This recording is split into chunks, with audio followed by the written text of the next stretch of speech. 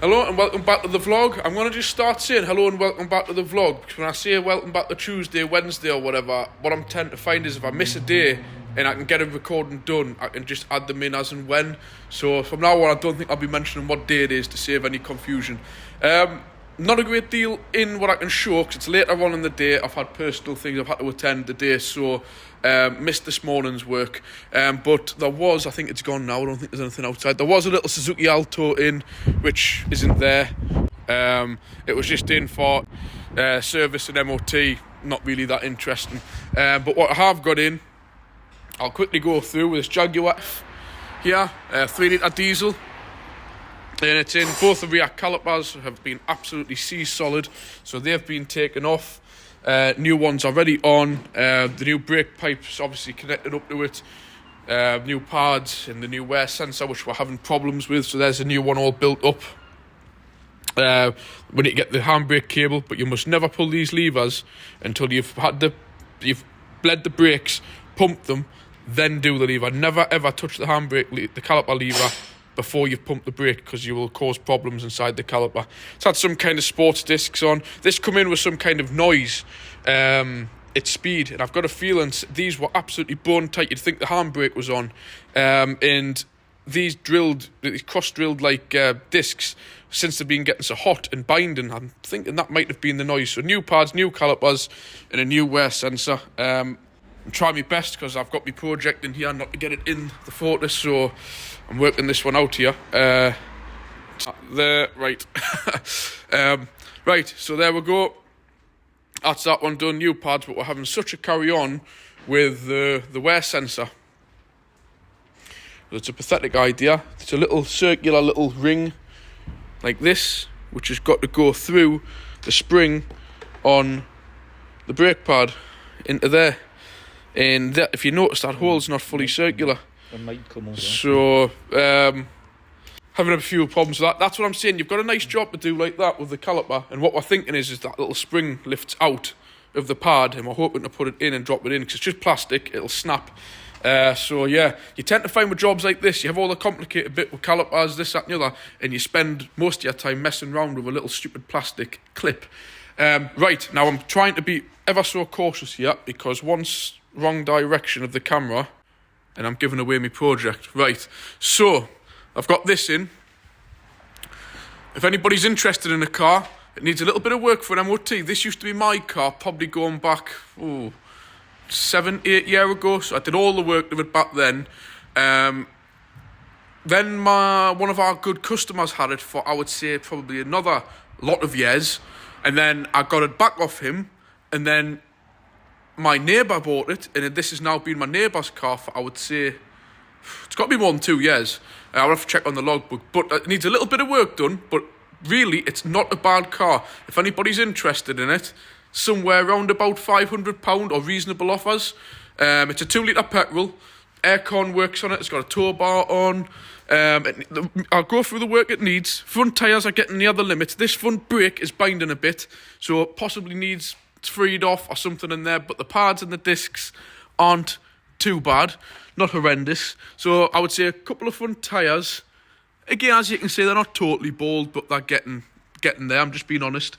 Heat shield, a little bit of work on that, but they can be easily repaired. Needs back discs and pads.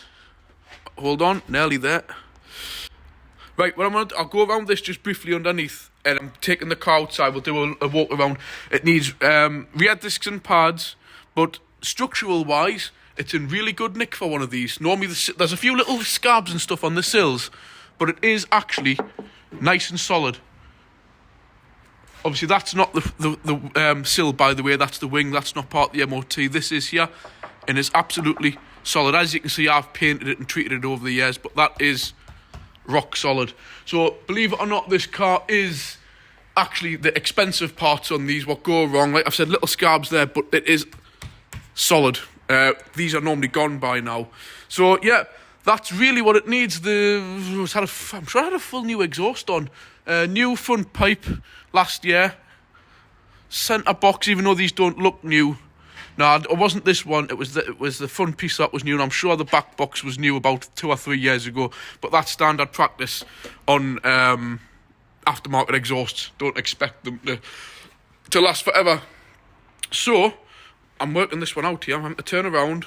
Back to me. Very difficult trying to record when this garage is that small, trying to keep something out. I'm going to have to watch through this to see I haven't given it away. It's not a big deal. It's nothing really that special, but I'm just going to leave this for when I'm on holiday next week. The upload is, you can see my new project, what I've getting. Like I've mentioned, 2-door coupe. That's all I'm telling you for now, until close to the time.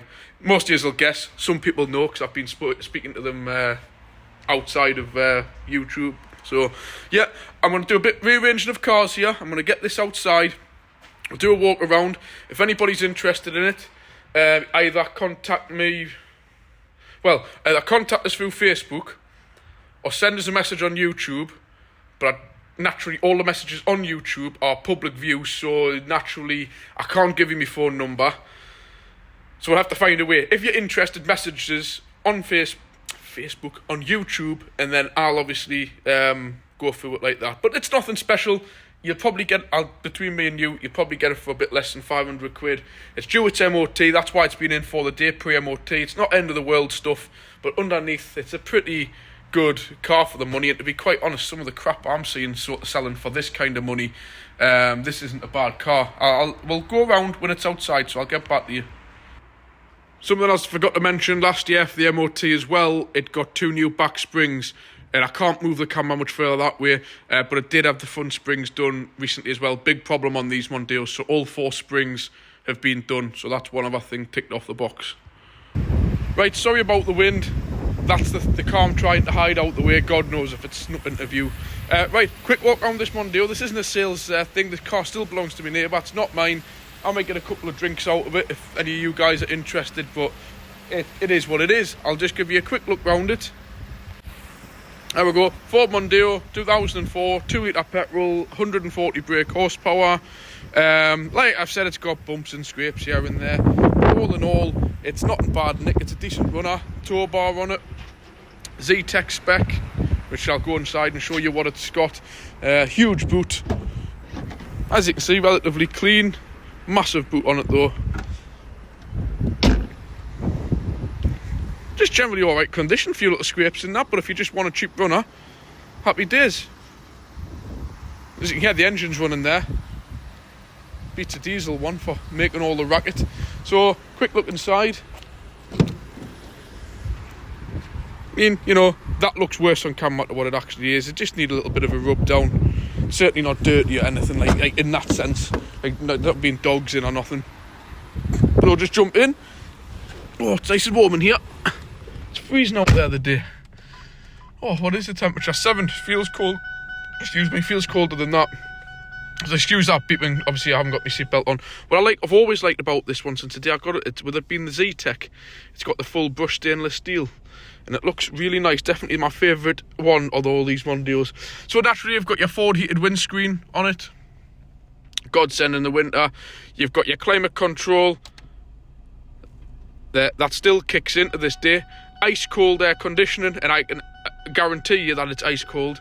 6-disc, is it? No, CD player, but it's also got the auxiliary input, which is there. Quite a lot of history with it as well. Book release, one of my favourite cup holders. 5-speed manual. Storage down here, on here. It's got cruise control, wipers and all the rest of it. Front fog lights. 4 electric windows, heated mirrors. That's really annoying me, that. Why that keep going off. 137,000 miles. The only thing with this car, from the day I got it, and crikey, I'm going to go back through the files to find out how long ago. It must have, I got this car cheap. Oh, it's more than 10 years ago. Definitely more than 10 years, because one of our customers had it for at least 4 or 5 years, at least. And my neighbours had it for 2 years. So yeah, going back 10 years. What it is it's always been a bit funny. Foot on the clutch, and it doesn't like getting... You've got to go second to get it into first. And when I bought it like that. And I think this car only had about 70,000, 80,000 miles on or something like that. And we thought it was the clutch and stuff like that. And it's just the same. sometimes doesn't like to go in first. You just go third, straight into first. Or the other way around, second, into first. Into reverse, no bother. That's the only little thing, the gears, but once you're used to it, this car's done a lot of miles like that. I think it's just a trait of it. Yeah, it's not perfect, but it certainly doesn't stop you on your way. So there you go. If anybody's interested in it, for what I can think, a couple of tyres you can get, I suppose, if that's what you do. I don't really deal with them. Part ones, turning that bloody thing off. So yeah, couple of tyres, rear discs and pads. One of the front brakes is slightly tight. Excuse me. What else was I saying? Oh, them heat shields on the exhaust. I think that's about it. But I think he'll be open to offers on it, because he was just going to scrap it. And I said, nah. Says normally when these things are rotten and needing welding and God knows what, I'd say fair enough. But I think a little bit of DIY work, or if somebody's got a mate who can do it cheaper, I think it's a good runner. I think you'll get a good couple of years left out of it. The engine's strong, nice and powerful, quiet. No real issues there. Tiny little whip around the crankshaft's oil seal, but that's me just being absolutely picky. It's not dripping or anything, just a little bit damp. To be honest, a good oil change and a little bit of a leak sealer bottle in, and it'll be fine. But honestly, this car is my neighbour's car, and where he parks it every day, all the time, there's not a single drop. So don't worry in that sense. But yeah, if anyone's interested, there you go. That's the Mondeo. I'll keep it short today because I've had a bit of a shit day, to be quite honest. I'm having some personal issues with stuff I don't really want to talk about, family things, not my partner, nothing like that, so don't worry. So yeah, that's it, really. I've got this Jag, it's been a pain in the butt, so I want this thing out, and I need to get home, because let's say it's Thursday, and we're leaving Saturday morning in the caravan, and it's an absolutely crap day. It's freezing cold. I need to go out in the garden into the shed, which I hate doing, because the garden's like a flipping swamp at the minute, and the dogs have got it all churned up. I've got two, like, what do you call them seats? Lazy boy lounger things, like for the caravan, lightweight ones. I need to get out the shed to put in the caravan.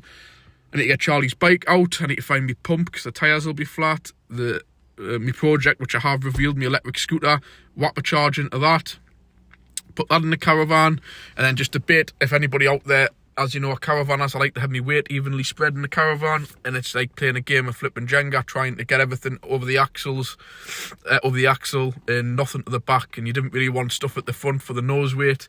So I'm working out what goes in the car, and I put everything heavy in the car. Let us know. I'm watching, see if you're watching till the end of the videos. Off topic completely, I seen a guy on a channel that I watch, he says, I would just like everybody to say the word egg. Just comment and say egg, or pineapple, or bird, or something like that. And he says, at least I know that you're watching it till the end. And he says what he needs to say at the end, and it does genuinely work. But anyways, would you like us to do a video when I'm not going to do it when I'm going through all the hooking up, because I get quite stressed out. But like, would you like us to see setting up the caravan? Would you like us to see us when I'm getting it all set? I mean, I'll do it step by step where and when I can, but I'll not be doing it like sort of as I'm on the road, because I've got to get my caravan down onto the main road, swing it round, get the car connected up, and then I need to go and pick my son up, which means I'm going to have to find somewhere in the street where I'm not blocking people's drives, because naturally I'm not going to tow the caravan across there. It would make sense because it's sort of on my way. It's just a little bit not on my way, where you've got to get into some windy streets, which it's probably just as easy to take one of my other cars across to pick them up than messing on with the caravan. So yeah, I'll probably do a bit of a recording of setting it up, getting it on the car, getting the legs wound up and everything. And my other question is, would you like to see it when we get to the caravan side? Bearing in mind, I've only ever looked at this place through the gates. I don't know how close you are on top of other people. So if I've got the usual professional camper crew sitting judging you setting up, we don't care when we go there. A lot of people spend insane amounts on a fancy caravan, insane amounts on a fancy car. They set everything up like a showpiece, and they all sit there sipping their red wine, judging other people, going, oh, look how they're not doing that right. I go to have fun. The car, as you've seen, in terms of that, it's a scruffy old rusty banger. My caravan is an old 20-year-old caravan. We go on holiday to have fun family time. I don't abuse nothing, as you know, but my version of getting there is get there, and as soon as you go on with the motor mover, oh, why is he using the motor mover? Professionals should be able to reverse it in there. Why would I mess around with like a 3.7 petrol Jeep going back and forwards, spinning, scrubbing all my tyres off, knacking all my power steering system up, keep doing turns on the spot? Why? Why would you do it? It's unhitch, use the motor mover, and you've got pinpoint precision where you need the caravan. It's like having the heating in the caravan and not using it. Why would you? So yeah, when we get there, we'll get all set up, but like depending on how many of these lot are sitting there watching, because hopefully with it being the school holidays, there'll be a lot of families there, which will be good. But when you get there, sometimes it's full of miserable buggers, and they just sit there and judge you if the dogs bark too many times or the kids scream or have fun. That's illegal, even though there's a park on the site for kids. And most of them, what really annoy me are if you are struggling and they can see you're struggling, they'll just sit back and watch, and you just feel like saying, yeah, let's just hope when you're hooking up and it's raining and you get stuck, I'm going to sit up with my feet up, watching you and laughing. So yeah, we just very much set up and have fun, but naturally it may not be the conventional way. When the awning's up, it might not sit right or something, but I don't care.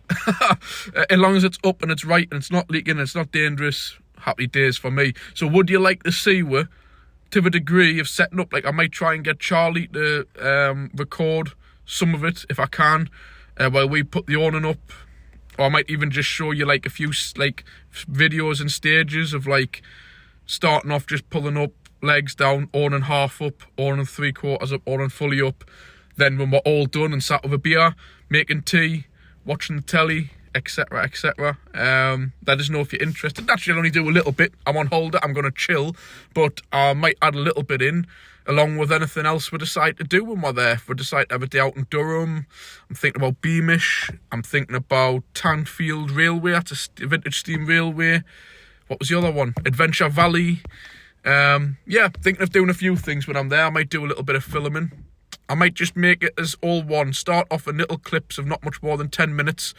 Do a 30 or 40 minute video across the whole break, and then I'll upload that at some point. We'll see. So yeah, thank you very much for watching.